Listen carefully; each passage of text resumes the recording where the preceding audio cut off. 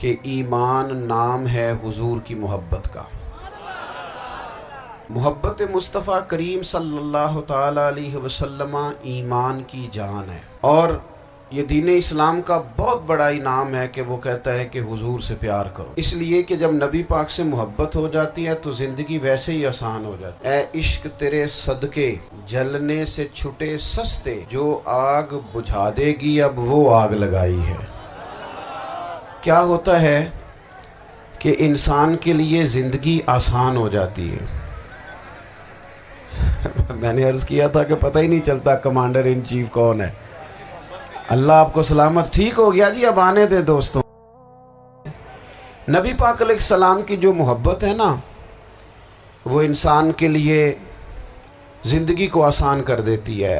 حضور سے پیار ہوتا ہے نا تو بندہ نفرت کرنی ویسے ہی چھوڑ دیتا ہے۔ حضور سے پیار کرتا ہے، ہرس ہوس لالچ ویسے ہی نکل جاتا ہے۔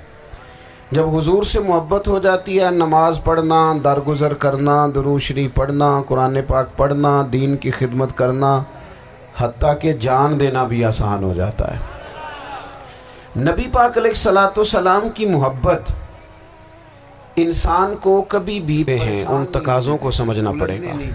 تازہ دم رکھتا ہے حضور کا پیار۔ شرط یہ ہے کہ محبت صحیح ہو، اصلی ہو، باطن میں ہو۔ یہ آپ کے ذہن کے اندر کبھی بھی کسی بدبو کو نہیں آنے دے گی، طبیعت کو تازہ دم رکھے گی، سکون میں رہے گی۔ لیکن نبی پاک علیہ السلام کی محبت کے کچھ تقاضے ہیں، ان تقاضوں کو سمجھنا پڑے گا۔ بالخصوص امت اس وقت جس جگہ پہ کھڑی ہے، آپ دیکھیں کہ اتنی بربریت اور اس جیتے جاگتے دیکھتے ماحول میں کہ جس میں ہر چیز کیمرے کی آنکھ دیکھ رہی ہے، اس میں اس قدر زیادہ اسرائیل کی جارحیت،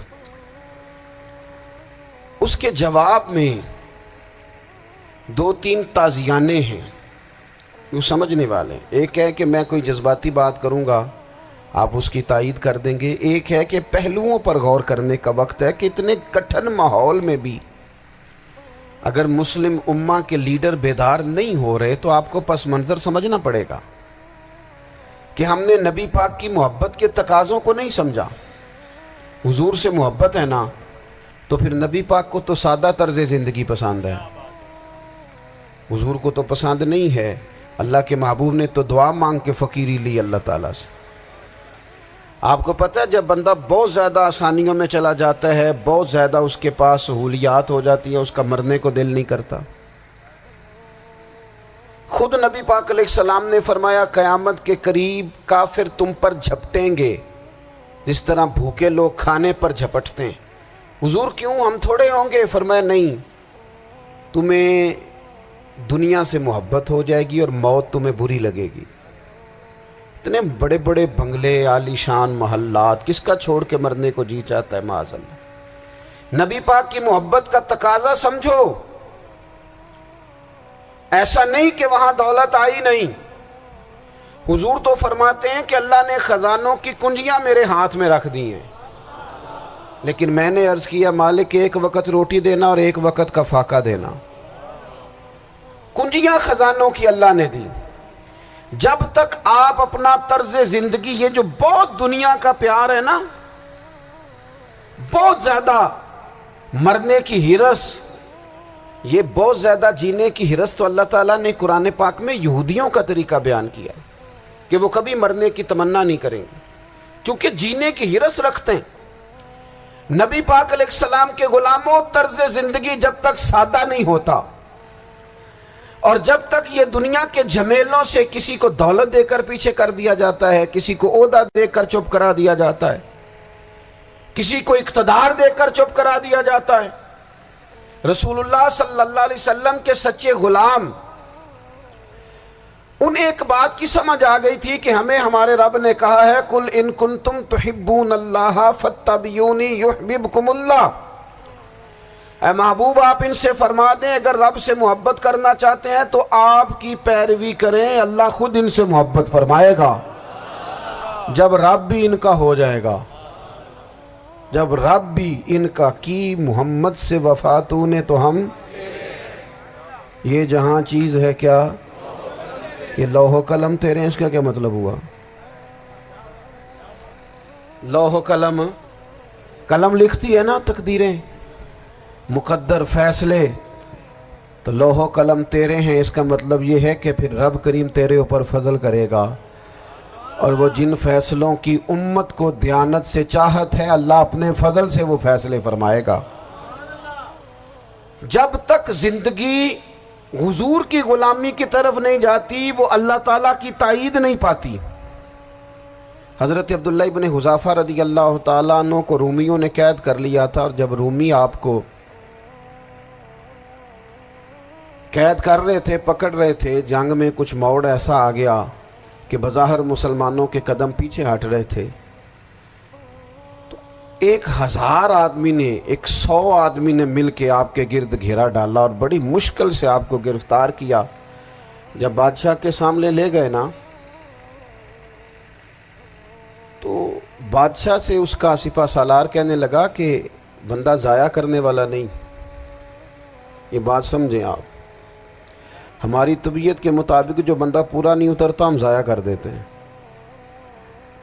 حالانکہ اگر آپ کو مخالف صف میں بندہ کام کا نظر آئے تو آپ غور فرمائیں کہ یہ ہمارے قافلہ محبت میں کیسے شامل ہو سکتا ہے، اس کے لیے جد و جہد کریں تاکہ اس سے کام لیا جا سکے۔ اس نے کہا، روم کے بادشاہ نے، بندہ ضائع کرنے والا نہیں۔ وزیر نے کہا بادشاہ سے، اس نے کہا کیا کریں؟ کچھ ایسا کریں کہ یہ معاذ اللہ ہمارے دین میں آ جائے۔ اور قرآن مجید نے واضح کہہ دیا ہے کہ یہودی اور عیسائی تم سے راضی نہیں ہو سکتے حتی تتبع ملتہم، جب تک کہ تم ان کے دین کی پیروی نہ کرو، ان کو کسی طریقے سے معاذ اللہ عیسائی بنایا جائے۔ تو بادشاہ کہنے لگا 2-3 چیزیں ہیں جس سے کوئی بندہ بھی خریدا جا سکتا ہے، کر لیتے ہیں بات۔ اس نے سب سے پہلے حضرت عبداللہ ابن حذافہ سے کہا کہ جتنے پیسے آپ کہیں گے آپ کو ملیں گے، آپ اس دین میں آ جائیں معاذ اللہ۔ تو حضرت عبداللہ ابن حذافہ نا، کچھ لوگ بڑے سیانے ہوتے ہیں، بردبار ہوتے ہیں، بعض باتوں پر غصہ نہیں کرتے، ہنستے ہیں۔ حضرت عبداللہ ابن حذافہ ہنس پڑے، فرمانے لگے تجھے کس نے بادشاہ بنایا؟ تو بڑا بیوقوف آدمی ہے۔ اس نے کہا کیا مطلب؟ فرمانے لگے نادان، میں تو تلوار لے کے میدان میں آیا ہوں، مجھے دولت کمانی ہوتی میں تجارت کرتا، میں تجارت نہیں کر رہا، میں تو شہادت کے لیے نکلا ہوا ہوں، اور تو مجھے کہہ رہا ہے پیسے لے لے، کو عقل کی بات کر۔ اس نے دوسری بات کی، اس نے کہا کہ میں بادشاہ ہوں، میرے نیچے جتنے بھی عہدے ہیں، وزیر، مشیر، وزیر خزانہ، جو آپ عہدہ کہیں گے آپ کو دے دیا جائے گا، آپ اس طرف آ جائیں۔ تو حضرت عبداللہ ابن حذافہ کہنے لگے پھر کہتا ہوں تو بڑا نادان ہے۔ فرمانے لگے میں حضور کا صحابی ہوں، اور صحابی ہونے سے بڑا عہدہ دنیا میں ہے ہی کوئی نہیں۔ صحابہ وہ صحابہ جن کی ہر صبح عید ہوتی تھی، خدا کا قرب حاصل تھا، نبی کی دید ہوتی تھی۔ کہا تو مجھے لالچ دے رہا ہے؟ اب انہوں نے ایک نئی چال چلی۔ وزیر کہنے لگا کہ میں ایک اور طرح سے معاذ اللہ کوشش کرتا ہوں پگھلا دینے کی۔ آپ اندر کمرے میں قید تھے تو وہاں ایک خاتون کو بنا سنوار کر بھیج دیے گا۔ دوستو یاد رکھنا، تگڑا اور مضبوط جوان پتہ کون ہوتا ہے؟ جس کی نظریں پوری طرح اس کے کنٹرول میں ہوں۔